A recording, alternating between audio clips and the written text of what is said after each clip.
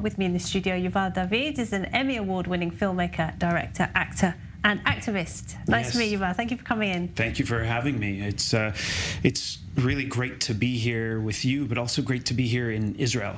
One of the things that I've been speaking about with so many Jewish people and our true allies who aren't here right now is come to Israel.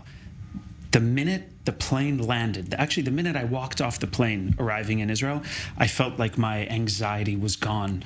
And now that I know that I'm going to be returning to the United States, I slowly feel it creeping back up again. You feel the anxiety coming back? 100%. Yeah, a lot of people have said that to me when they come to Israel. They feel a sense of ease, that they're not alone, they're with their people. Well, you know, when I walk around the United States, I live in both New York City and Washington, D.C., and I'm speaking at events across the United States and Canada. I can't even tell you how many times people have hurled epithets at me merely because I wear stuff like this, Magen David, around my neck. I wear it in my heart.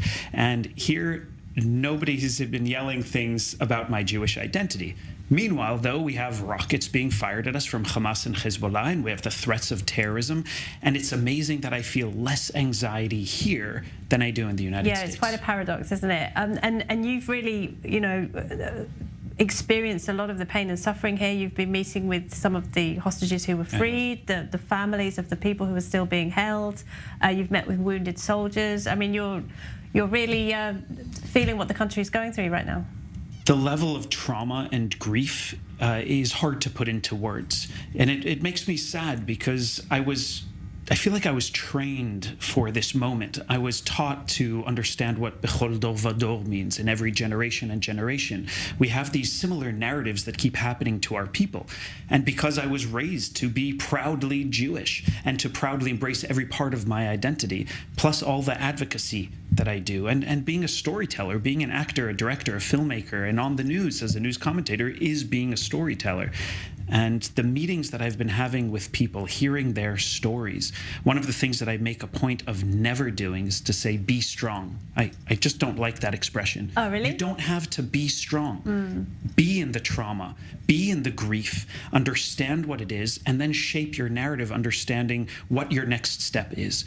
And for me to have been able to touch the hearts of former hostages and wounded soldiers and wounded survivors from the attacks is, I feel like I want to do whatever I can to empower them. And it has been heartbreaking to see the reaction around the world in places you described: New York, Toronto, London, everywhere, Paris. every major city. Do you, through your work, do you feel that you are getting through to some people? You are changing some minds. Of course, some people you'll never reach them, but do you think the people on the fence you are getting through to them? So during this time, I noticed, for example, on my social media accounts, I get a tremendous amount of hate messages, horrendous anti-Semitic messages across all social media, and I had this big drop in followers. But I've been seeing it creeping back up, and I'm starting to get messages from people who are sending positive messages and who are looking to me and towards these other influencers, let's call them, whether they're journalists or politicians or merely social media posters, asking for advice, trying to understand what to think. Or even people are saying, tell me about your time in Israel. Who should I volunteer for? What organizations should I support? Which news outlets should I listen to? People are understanding that this situation is so complex and they want to understand who to follow. And that really is the incredible power of influencers. And I'm not only talking about social media influencers, I'm talking about socio-political influencers. And that's something that many people need to start doing. Do you trust somebody? Do they speak intelligently?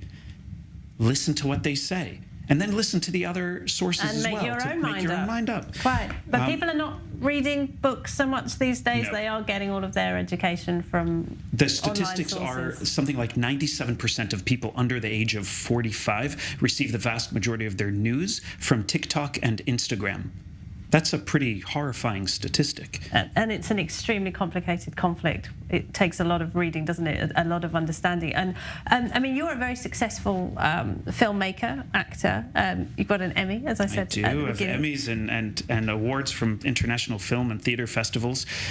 What that did is enhance my ability to be a storyteller within the Jewish activism, within the Jewish advocacy, and also beyond that, being an Israeli activist and advocate, and somebody who speaks out about what being a human rights, social justice, and civil rights warrior and activist really should mean, to focus on the values. So I can take the issue out of the story and say, well, when I'm in an argument with somebody, which happens often on panel discussions, or when I'm put on panels on the news with people who completely disagree, not only with my opinions, but with my identity, to be able to say, well, let's talk about the values. Do you care about women's rights, LGBTQ rights? Do you care about democracy, freedom of the press? Do you care about everybody having access to education? Do people need to have health care? Focusing on the values. And then if we can agree on the values, now let's reinsert the issues. Let's reinsert the words Israeli, Palestinian, Hamas,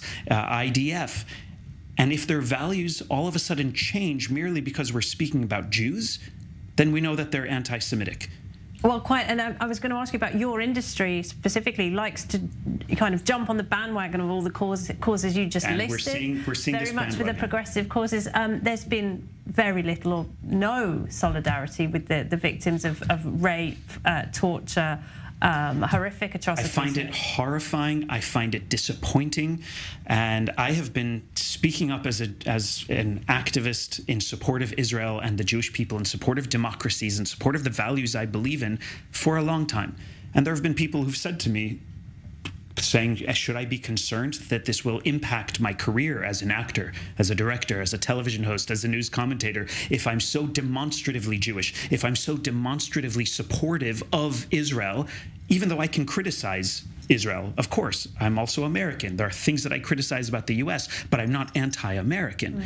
So those things have been disappointing in the Hollywood industry when people were so outspoken about the women in northern Nigeria or the women in Iran. And they're outspoken about hashtag Free Palestine. Not so much with the women in Iran, I have to say. Well, they got quiet. Yeah. They were at first because it was a popular hashtag. But we also have to think about, these are also people that were doing the ice bucket challenge, merely pouring a bucket of ice over their heads, not knowing what the point of that was. Or they put Tide Pods in their mouth or a teaspoon of cinnamon to try to see, like, what is the most popular TikTok dance that they can do. Are those the people we need to listen to? Our problem is that hashtag Am Yisrael Chai is not really such a popular hashtag. Yeah, that is the problem. Well, on a lighter note, there are signs that more and more Jews are moving to Israel. Now is the time to buy real estate. Now is the time to invest in Israel. We're seeing so many people understanding that times of war are times for us to support ourselves. We have focused on Or LaGoim. It's a Zionist and Jewish principle to help other nations. But we've done so much help for other nations that we've created choshech, we've created darkness for ourselves. Now's the time to do light unto our own people. And that includes not only Jews, but our allies, people who are going to be on the right side of history. So invest in Israel, invest in the Jewish people, invest in the people who are truly against anti-terrorism, against terrorism, that is.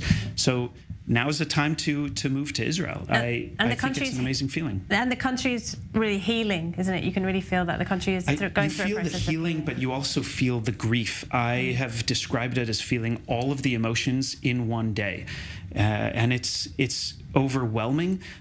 But where there's comfort is that we're all feeling this together, where we have this solidarity and people are really trying to focus on unity and what it really means.